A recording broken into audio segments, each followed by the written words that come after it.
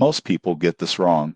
They assume Volta is just another payday advance or buy now, pay later app. But the surprising truth in 2026 is that Volta has evolved into a flexible financial platform that not only gives early access to wages, but also helps manage spending and split payments into manageable installments. Here's how Volta works. First, you can access a portion of your earned wages before payday, often within hours. This can help cover unexpected bills, emergencies, or urgent purchases without relying on high-interest loans. Second, Volta allows you to split eligible purchases into small, predictable installments, making budgeting easier and avoiding surprise fees. Volta also provides dashboards, reminders, and spending alerts so you can track payments and upcoming charges. This helps you stay on top of your finances and reduces the risk of late fees. The downside, overusing Volta can get expensive. Frequent advances or missed installments can quickly add up, and relying too heavily on the app may mask underlying financial challenges. Tips for responsible use. 1.